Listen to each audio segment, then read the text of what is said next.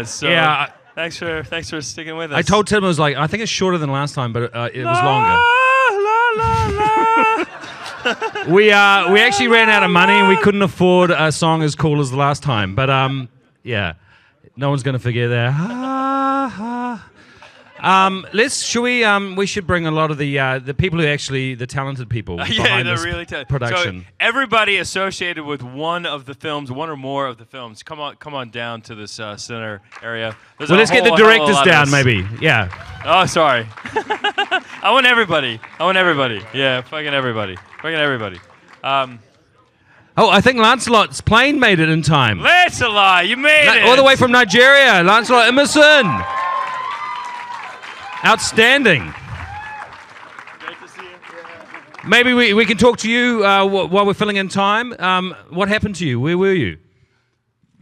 Head up in Dallas for 7 hours by American Airways. They didn't allow me to see my sequence on the big screen, and I felt really bad. It's been the most horrifying day of my life, I swear. Should we just give everyone a huge applause for Lancelot's segment Legacy?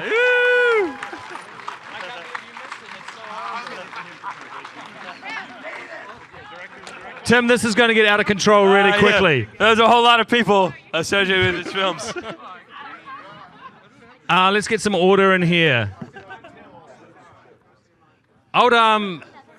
I would like to suggest maybe, because everyone who doesn't understand the process of this film is that we ask everyone for an idea of what they're going to do, and we want that because we don't want sort of back-to-back segments that are going to be extremely similar or overlap. And the first time around, we didn't really pay much attention, and we had all these segments that had a lot of toilet humor. Yeah, about farts and yeah. farts So and butts. we made a manifesto this time that said absolutely no farting, no pissing, no toilets at all were included. But I'm really curious from the filmmakers what ideas, because I know for a fact that there were a lot of ideas that were scrapped. Has anyone got an idea that they kind of wish they could have done but didn't have the budget to do it? Because let's be honest, there was not a lot of budget involved. I think we're gonna. I have no idea how to run a Q&A with like this many people.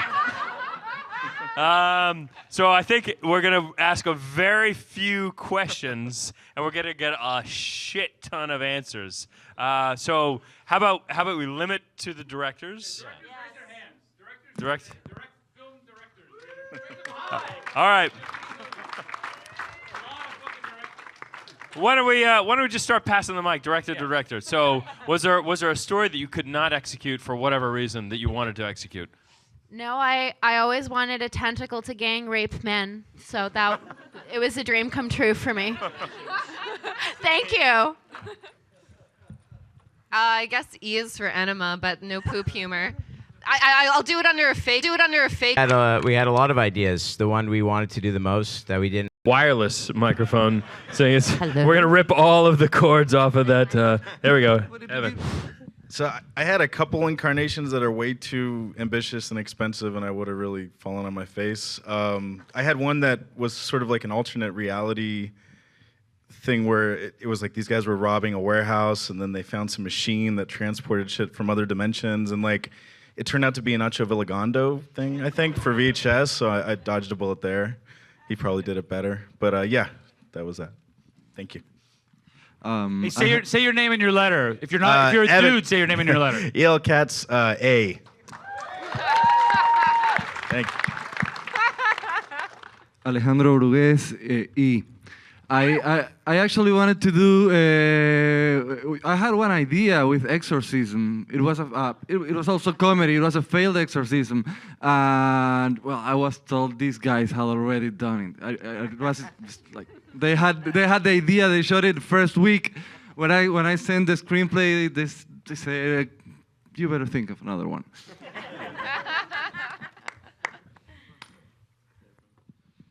I'm Todd Rowe. I did a P is for scary with these guys. Thank you. God bless you. We wanted to do, it wasn't a financial thing, but it was a union thing. We couldn't use SAG actors, so we wanted to do D is for Deason and get Eddie Deason. So next time, if that... That's oh. Oh no, we got someone else here. Hi, I'm Soichi Umezawa from Japan, the director of Wise for Youth. Thank you. I have never ever imagined that I could be standing like here tonight when I shout. It's really an honor to be here. Thank you. And if you don't know, Umezawa-san was one of the contest entries for the competition, and he was invited to be into the film from special circumstances. Another filmmaker dropped out, so he was able to come in. He was actually invited because everyone, the main producers, liked his film so much. They said, "We want to put this in officially." Yeah, it's actually kind of funny.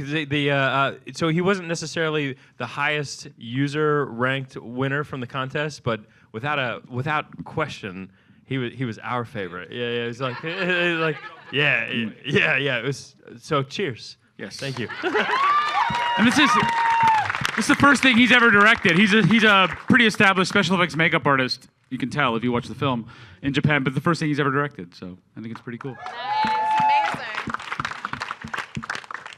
Who else down here?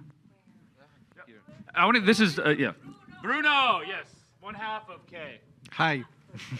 So yes, I'm half of K. The other half, K, Christina, she's not here, so she's here with the heart. So yes, it's a big honor to be here, and I hope you. Was this your idea from the start? We had two ideas. We have yes, it was very hard because the budget was very small. The time. It's pretty good. It's pretty good size budget. It wasn't that bad.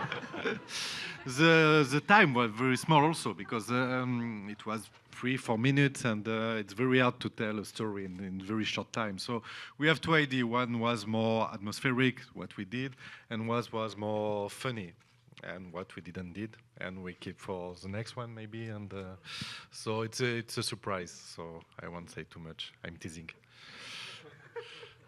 And that's it. These guys made Vanishing Waves, which won Next Wave Award a couple of years ago. Explain how Chris got on board as well. Oh yeah. Not the whole story. No, Tim explained.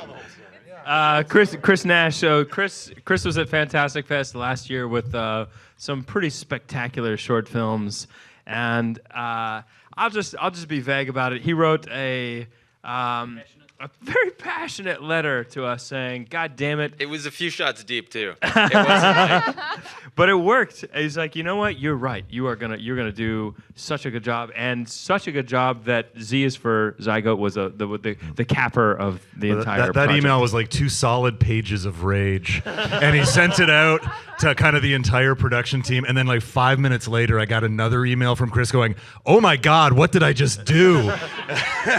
You just joined the team, my friend. That's not really a question for me at all. Pardon? No, it names. No, I'm afraid not. It's very sensitive. I bet I can guess which two. Oh yeah, the other idea I had was Z is for Zealot, which was more or less almost exactly the same as Dennison's movie. So yeah. Just not as well. So yeah, I'm glad I didn't.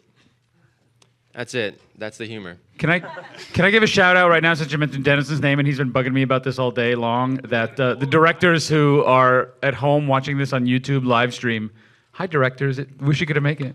Dennison has 2 new twins in Brazil, and he has Paco here representing him. But yes, a lot of the directors couldn't make it, but we wish they were here. Some didn't really care. How about Rodney? Some didn't care. Yeah. Yeah. Well, I had one that I was working on for a while for Q is for Quicksand. And it would have been this whole elaborate D.B. Cooper air hijacking that would culminate in him getting stuck in a tree, the money raining down into the quicksand, and when he got half buried, he was going to be eaten by a bear. What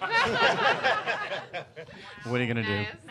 You storyboarded the whole thing. Oh, I had an animatic, yeah. I had the whole oh, I couldn't afford that. We came close. Mr. Fessenden? Larry? No, I wanted to do this New York story on Halloween, and I wanted to go out and just shoot on the streets and put it all together. I would have had a little more special effects at the end, but we had to move quickly, so this was always my idea, but just production level. No, let's not dwell on that, really. But Hey, who was the cab driver, Larry?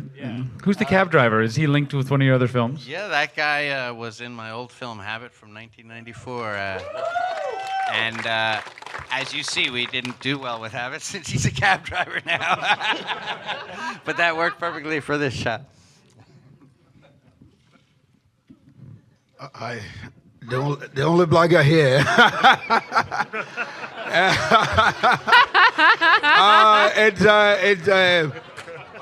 For me, this was some weird thing I've never heard of before when I was brought into the whole picture. And coming from Nollywood, Nigeria, this is an international film.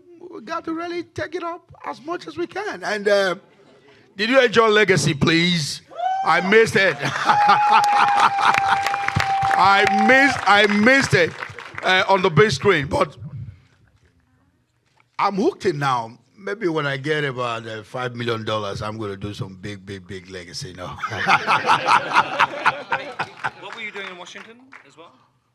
I have a new one of my biggest budget film. I had about $1 million plus to make that work. Invasion 1897. It premiered yesterday at the Smithsonian Institute in Washington, and that was really big for me. And it's doing a tour. I've been on tour for like 1 month of the film, and Toronto, quite a lot of places in the UK and all that. And coming from Washington this morning for a 3-hour flight, I did about 11 hours, and I missed my segment. So I'm so excited about this. I'm so excited about my big picture, and I don't know how to manage it. I'm busted out, man.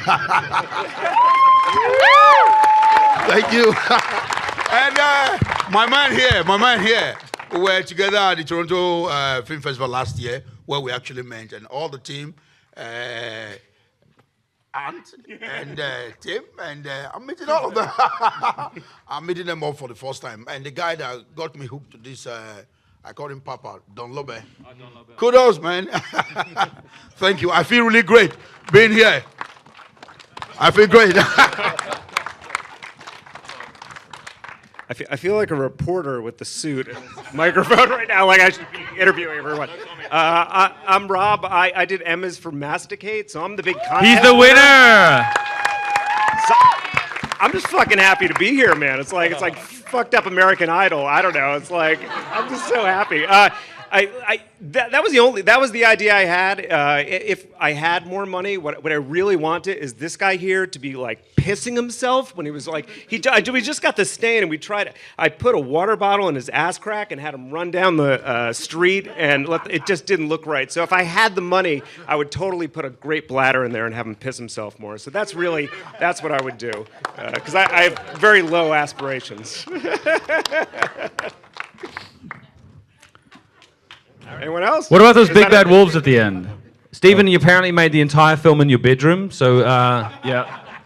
I guess... Well, I'm Steve. I did W's for Wish. And, when I got the email to do this movie, I immediately knew that this was what I wanted to make. The concept of Zorb, Jeremy, the writer, came up with it, and I knew we needed to put that in something as soon as possible because it was so ridiculous. If I had more money, I think I would have gotten somebody to hold those flimsy sets steady because there's a few shaky shots in there that are a little embarrassing. But yeah, otherwise that's pretty much what I wanted to make. Only embarrassing for you because you're the only one that probably noticed that. It was perfect, Steve. It was great. Oh. Thank you. Hey, Aaron and Avot, we did F is for Falling.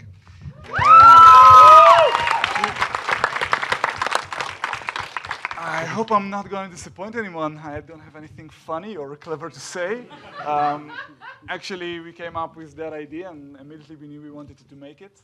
And we have so much, but we were swimming with money, so we had no problem at all. That man a drink. Maybe we could have brought another donkey. I don't know.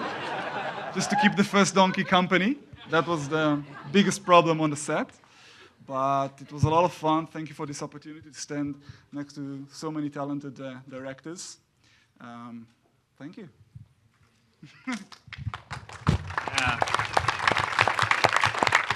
Actually, we have to blame the festival circuit for this film, because wherever we went, people always talked about the women in Israel.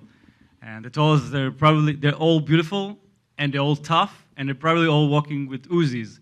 So this movie started with this fantasy. We decided to make a movie of this Israeli Amazon woman on a tree to give you all this fantasy. It's not in real life. There are beautiful women in Israel, but they're not walking around like Chuck Norris without a beard.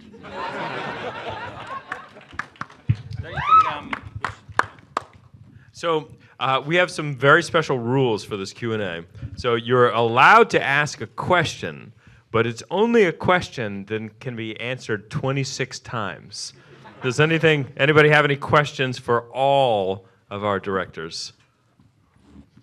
That's easy. Yeah. All right, then, good night. Another one. All right. So I'm going to ask another question out of just sheer desperation. Challenges. Should we talk about challenges? I mean, we've already expressed the fact that really it was a stupid amount of money. These guys should all be applauded for producing such wonderful work on just a ridiculous amount of money.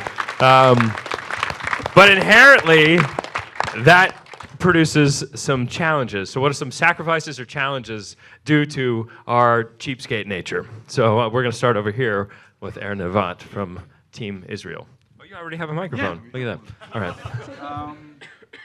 Well, actually, the whole crew of Big Bad Wolves came to work on this for free. Yeah. So we had that cover, but we had rain. We had 2 days of shooting, and one day we had rain. So I think that was the biggest challenge. Just sat there and watched our money flying, pouring down away from us. And as I say, the donkey was a big issue. Those animals doesn't want to do something, they won't do it. But I don't know, what else? We had a lot of hummus on the set, which is pretty cheap in Israel. So, yeah. Do you remember the scene in Blazing Saddles around the campfire? Yeah. That was 2 days of shooting in. It could be F for farting. Yeah. So, yeah, I don't know. It was a lot of fun, except of the rain and the donkey. And the hummus, yes. Challenges. I don't know. I mean, it was such a big undertaking, this movie, and I was actually surprised how many people pitched in to help out. All my effects friends came in and they helped build things. So actually, I think compared to Father's Day or Manborg or other movies, it was actually kind of a breeze. I mean, yeah, Jen and Sylvia came and helped out, and I mean, we had, just a lot of support. I mean, I'd never directed kids before, which I don't know if I would do it again. But, they were great. They got, shit and water poured on them constantly and had to deal with a lot of stuff. So, yeah, I think everything went pretty swimmingly for how ridiculous it was. Except for the head explosion. Oh, right. Yeah, the first time the head didn't blow up because we didn't put enough explosives in it, so it just kind of expanded and then shrunk, and the headband kind of popped off and flew away. Oh, and one of the eyes popped out. So the effects guy had to drive all the way back to his house, get more explosives, come all the way back, and we had to blow it up again. So, yeah, that was the worst part, I guess. Stephen, whose head is that as well? Someone. Oh, that's Robert Homer's head, who plays Biocop in my short film Biocop, because I had his head cast, obviously. So, yeah, keeping it in the family. Now I have two microphones. I feel like you gave me this microphone because of the suit, and it makes me look like more of a tool. This is like a hazing thing, right? This is what you guys are doing. All right. I think the biggest... it's a stereo sound. So I think the biggest challenge, I think, the entire day was putting the contact lenses in this guy, because I think we lost an hour at the beginning of the day trying to get those stupid contacts in. And actually, now that we're here and you're on the spot, why were you such a fucking pussy and you couldn't put those in your eyes, man? I don't know. It took literally an hour and 20 minutes, and it was one of those things where it came down to the point of if we're going to do it, if we weren't going to do it. And so my co-star, the redheaded girl, Kestrin Pantera, As I gripped this eye open, she took both of her nails and kind of flicked it onto my onto my eye, and it just. They just got in there for a second. We're like, okay, go, let's do it. It was just like in your eye, and it was horrible. And and then the other thing, yeah, I think that when you actually tackled the other actor, what we cut out of there is he just nailed you in the face like that. It was horrifying, and I think I was out for about 30 seconds. It was kind of fun. That was all a whole lot of bullshit, but you know, there it is. It's great. So, does anyone want this? Please, someone take this one from me, please. Next. For me, achieving the beast. Achieving the beast.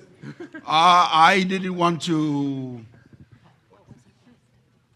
go into any kind of effect. I wanted to achieve it real. And I had to look for a makeup artist that would be able to. There's some guy with the bestial character that should be able to play that. And that took us some time getting the guy that was made up to look like a beast. And that was going. And the pregnant lady. And I wanted something that could be very believable as much as possible. So when the beast was thrusting his hands into the woman's womb, and well, gory, I never made a film like that before. But for me, the nightmare of hey, can I associate this with my name? Can I be this? But I just liked the idea of okay, let's see whether ours will be accepted. I thought you guys were going to trade away. I was telling you to make it gorier. Yeah. They were great emails. So for me, that was the greatest challenge. Wanted to do what will be accepted. I was pretty scared. These guys are going to flick this one off. It's not going to be. So the special effect guy that I worked with, when he came up with the because when the beast came out, it was supposed to splash the head. The first girl was supposed to press the head together. We got some what's it called, watermelon, and he did all that. Buy me this, buy me that. We got everything for him, and he called me that that's not gonna work. But I'm gonna turn the girl into a burnt wood. I said, are you gonna?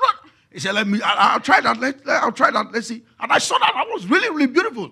The way it started forming and decaying and all that. Oh, this is good. Leave the watermelon and let's work with this. So again, thank you guys. Crazy idea. It's okay.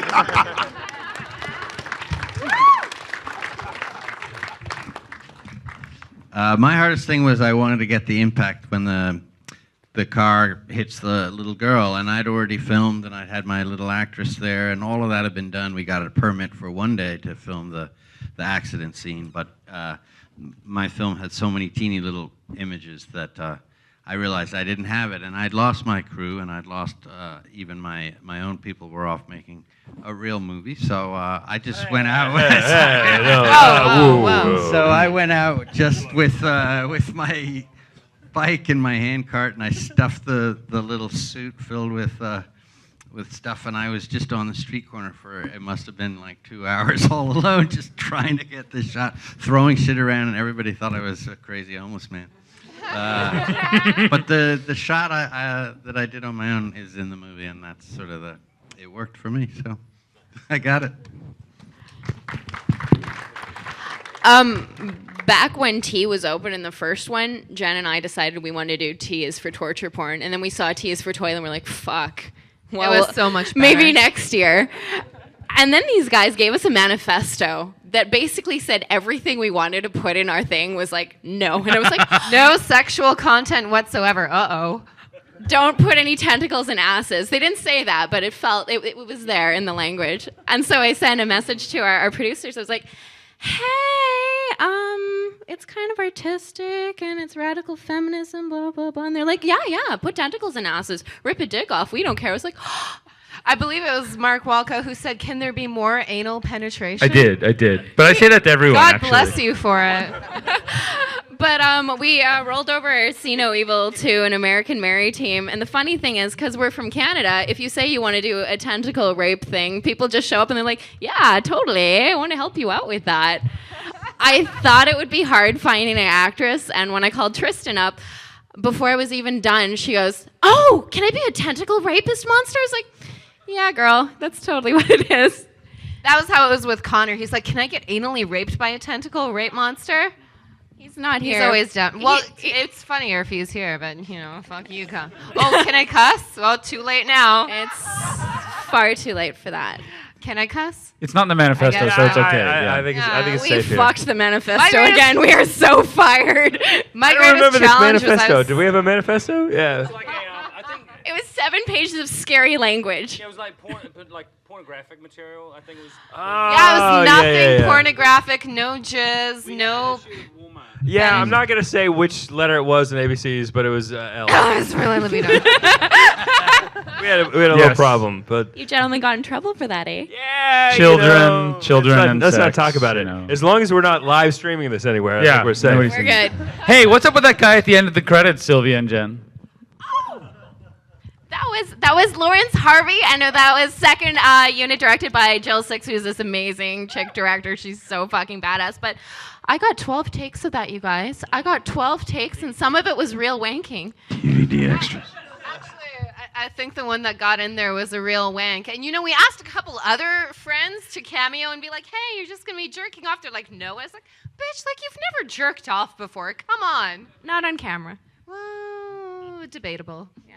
Anyway, Lawrence rocks. Well, I don't know that I can compete with tentacle rape, but Yes, you can. when we set up our little card table in our janky free intelligence test at a real farmers market, I was kind of astonished to see how many people actually would begin to line up to get their free intelligence tests, despite the fact that perhaps the whole idea of the thing is that nothing is really for free. Also, we could only afford one brain, so we had to use it twice. Sorry, I just didn't want to trip anyone. Is this working? Okay. By the way, I just want to quickly Nick Mazurka, who's my co-writer and co-producer of the segment V. I'll tell you guys a quick story of the difficulty of shooting V is for vacation in a working hotel. With customers. There was a manager who was very kind and let us shoot there. Let's call him Carl for the sake of the story. But he was so nice, and he didn't read the script. And we're just like, yeah, we want to make a little movie. We need one hotel room and maybe the one next door. But then each time we visited him for a different location scout, we added just a little bit more about what we would be doing. So we'd sort of bring Carl a gift. We're like, oh, do you drink wine? And by the way, we'll have some plastic on the floor because we'll be having some liquid. Anyway, and he'd be like, what kind of liquid? Oh, just some red liquid. But yeah, don't worry about that. So we never really explained the full nature of what it was we would be doing in his working hotel. And he was just so, so honored that we would shoot a movie in his hotel. Of course, the fact of the matter was, one of the people in the movie was actually an employee of his hotel, and he didn't know that either. And she's playing a prostitute. And so we were basically joking before the shoot. We said, what's going to happen? The shoot is going to go great the whole day. We're going to be there for the first 10 hours. It's going to go swimmingly because Carl's not going to visit us. We're just going to have the lay of the land, and we're just going to just do everything we need to do. And then right before, the martini shot, we'll have 1 or 2 shots left. I bet, dollars to donuts, as they say, Carl's going to walk in and see, one of our actresses, just buck naked with blood everywhere, and a guy dead on the ground, and one of his employees dressed as a hooker, and I bet it's just going to unravel the whole thing. But I say that because, you say the worst thing, and it couldn't possibly happen then, right? It's sort of it's a joke, that's going to happen. That's exactly what happened.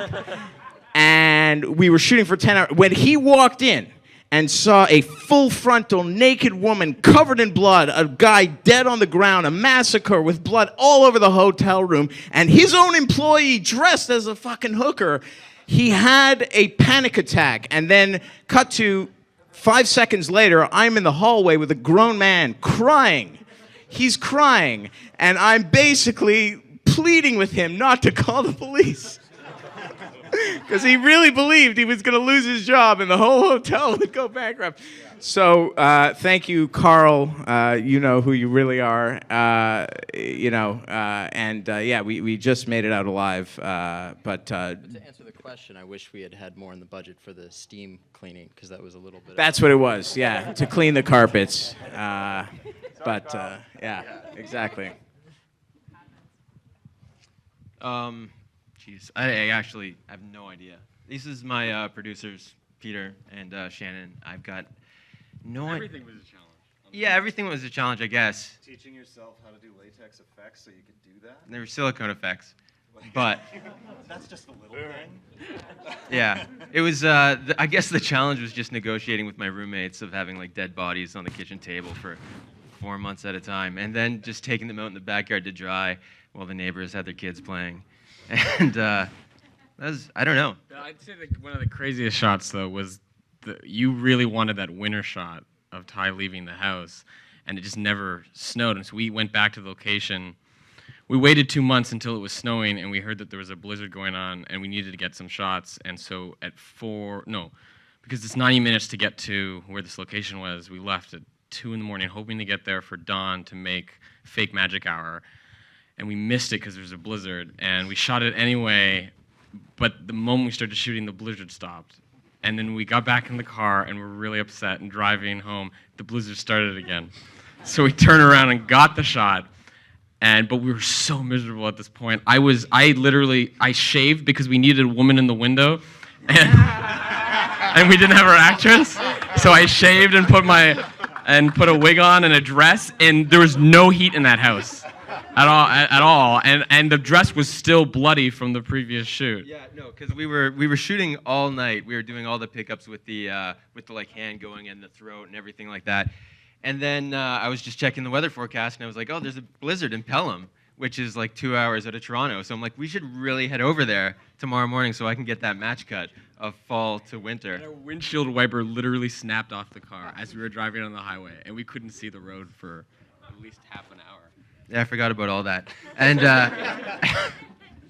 either way, Pete was a real trooper because he was the shaved bearded lady, and he was also the guy walking away from the house. But yeah, I guess that was an event. Wait, first, Mark, how come you told the Soskas to do more anal rape, and you told me to do it on an island on the sun, no blood, and all nice? I don't get it. Did you want more anal in your story of two men living on an island by themselves? Sure. I mean, that's the kind of question that when you ask a filmmaker, he always answers, yes, of course. That's, should say that for part 3. Can we do retakes? Some of that, right? Yeah. So, okay. In my case, I had just moved to LA because when you guys first got in touch with me, I was living in Havana, and well, if I had to do the short there, we know a lot of people, I have friends or whatever. But when we got to the moment of doing the short, I had just moved here. I didn't know, I had no idea how to make that happen here. And I think that for that amount of dollars in LA, you can't even turn on a camera. So a very good friend, a producer from Cuba, offered to help us. That's some bullshit right there. And we got it was beautiful because we got together a bunch of great Latin American director of photography, art director who had to stay at home, canceled the trip 2 days ago. Hi, Sarah. And the editor, the sound, all the actors, Martina Garcia, who's a great Colombian actress, Miguel Ángel Muñoz from Spain, and they all got together to help me do it. So that was, it was hard. I mean, like, we didn't have the guy biting the fish. He had to bite it for real because we couldn't cook it a little bit. But thank God Fernando is a good sport, and he was like, no money, no money to cook that fish. Well, you know how much it costs to throw an oven in Los Angeles? We didn't. Yeah, we can't find Yeah, it's horrible. Cooking a But fish you in don't LA know, is expensive, man. You don't know. And also, we only had one tent. We could only do one shot of the guys falling on I the totally tent. regret this question, man. But well, they all got together and just did a great job and helped us do it. It was really fun. So before we're going to finish everybody up, but I definitely I think we passed over our UK contingent. Yes. Jim, you want to give us a couple stories about your production? And yeah, I'll have a little think. Yeah, I'm Jim. I did G for Grandad.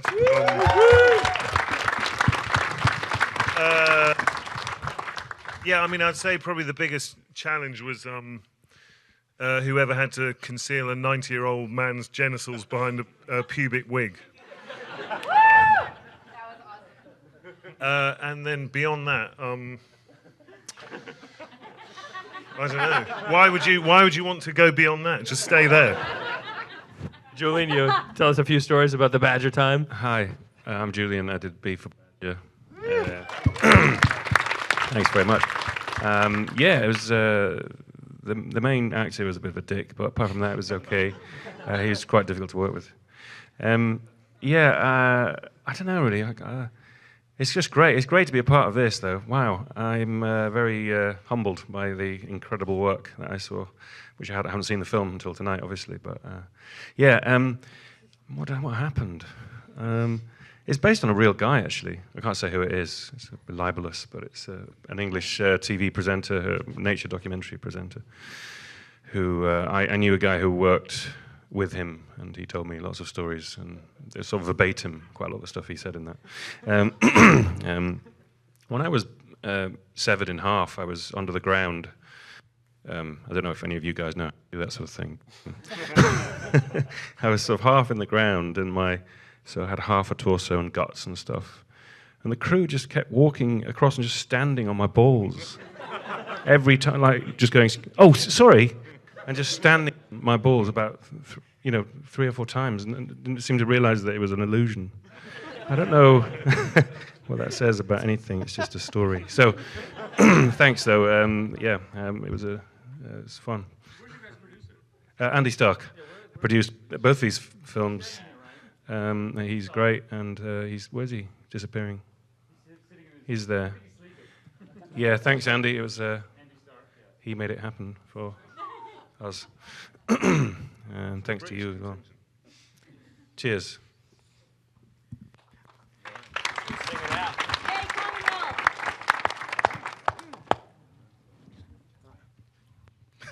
I think the biggest challenge wasn't really for me. It was for the man who played the assassin in my short, Eric Jacobus. I kind of fucked him over because when I found the goggles, maybe I didn't really try them out as much as I should have. And like when we were shooting it and he put them on his head and then he crawled in the vent, we found out that he couldn't see in the dark. And he had to jump off of this thing and land on his feet and not break his legs. And a couple times it would like hit the lip of the thing and like hit his head. And then when we put him in the air vent, he like put his hand on a screw because like it wasn't covered. One of them wasn't covered. So I felt really bad, but he did a really good job. So that was the biggest challenge. It wasn't mine. It was mostly yours. So thank you.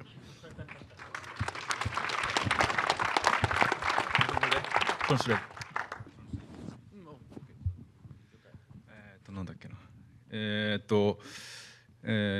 この作品作った時、実はパート1を見ていませんでした。when I made part one, when I made this film, his short film, he hadn't actually seen ABCs of Death. で初めて見たのがブルーレイになって去年の12月で、その時に前回の Z の西村さんが巨大ペニスを出してるのを見て、ああかぶったと思ったんですけど、まあもうしょうがないなっていう。When he watched the film for the first time on Blu-ray last December, after he'd made his film already, he saw Nishimura's Z is for Zetsumetsu with all the penises out, and he said, "Oh, I should have done something like that." 前から映像にしてやりたかったのは人間がこうブリッジしてブリッジが犬になって犬が口から鉛筆出すっていうのをずっとやりたかったんで、まあそういう意味では夢が叶ったというか、ようやく実現できたっていうのがすごい嬉しいです。He's really happy. He said that the image of the dog, like the sort of with the pencils coming out of its mouth, and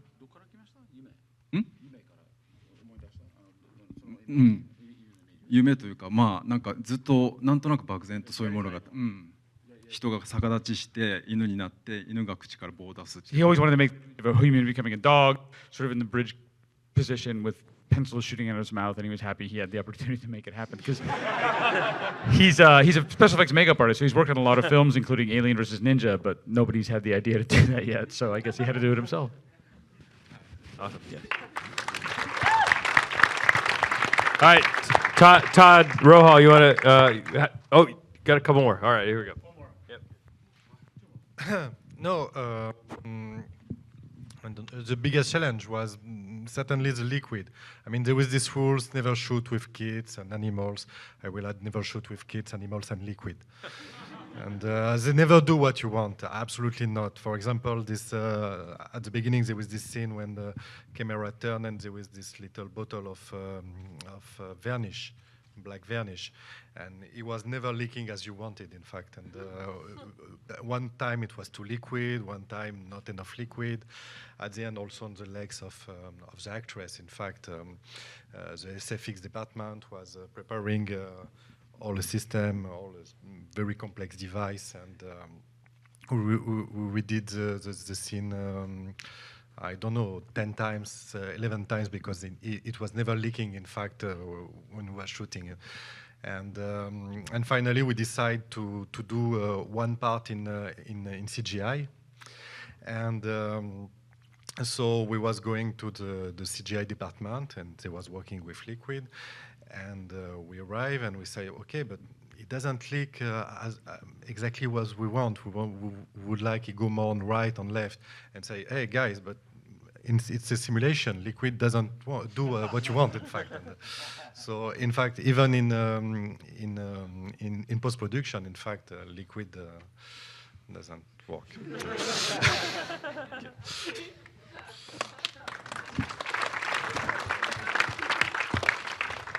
I guess we were the only ones that didn't have any problems, but ours was fun. Oh wait, David, did we have any problems on set?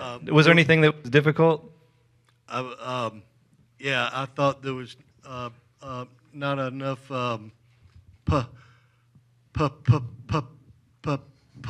food. Thank you. Yeah. We scripted that. So believe it or not, that was a Q&A with 2 questions, and we're way over time. So, ladies and gentlemen, thank you for coming out. Killed it. This movie hits VOD on October 2nd, hits theaters on October 31st. So please tell your friends it's coming out soon. So thanks everybody. Thanks to this giant team and this guy right here. High five. All right, let's go drink some beer.